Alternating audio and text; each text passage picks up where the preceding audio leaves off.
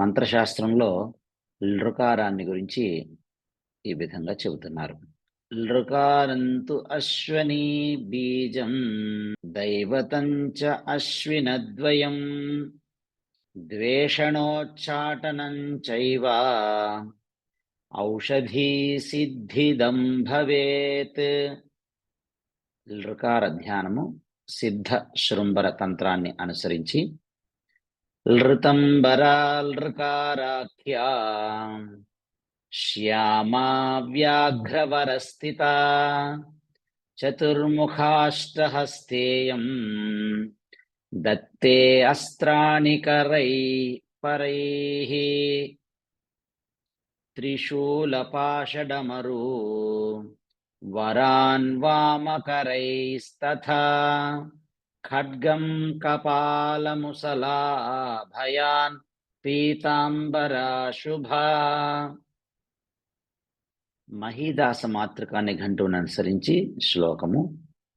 శ్రీధరశ్చామరస్తానుః శ్రీధరశ్చ పరాస్తానుః దక్షగండస్త్రివేదకః దక్షగండస్త్రిదేవకః ఏకాంగ్రిః వజ్రదండశ్చ వ్యోమాధ్వరస్మృతః. మధ్వాచార్య మాతృకా నిఘంటువును అనుసరించి శ్లోకము. యామ్యగండస్థితస్థానుః హృషీకేశస్త్రిదేవకః ఏకాంగ్రిర్వజ్రదండశ్చ వ్యోమాద్రిస్వరస్మృతః. లృ అనే బీజాక్షరానికి మంత్రశాస్త్రము తాత్పర్యం ఈ విధంగా చెబుతుంది. లృకారమనే ఈ అక్షరానికి అధిదేవతలు అశ్విని దేవతలు ఇద్దరు. లృకార బీజం కూడా అశ్వినులే. ఓషధులను సిద్ధింప చేయగల శక్తి కలిగి విద్వేషణ ఉద్ఘాటన కర్మలకు ఉపయుక్తమైనది లృ అనే బీజాక్షరం. లృకార ధ్యానం సిద్ధ శృంబర తంత్రాన్ని అనుసరించి తాత్పర్యము. ఈ లృకార అధిదేవత లృతంబర అను నామము కలిగినది. లృతంబరాదేవి నల్లని శరీర కాంతి కలిగి వ్యాఘ్ర వాహనాన్ని 4 ముఖాల్ని 8 చేతుల్ని కలిగి ఉంటుంది.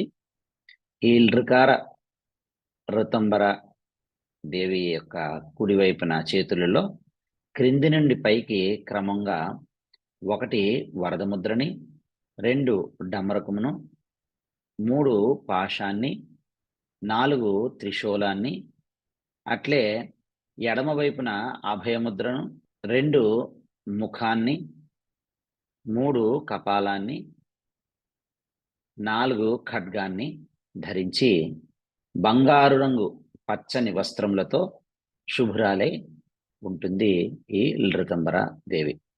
మహీదాస మాతృకా నిఘంటువును అనుసరించి తాత్పర్యము. లృ అనగా శ్రీధర, అమర, పరా, స్థాను, దక్షగండ అనగా కుడిగండ స్థలము, త్రివేదక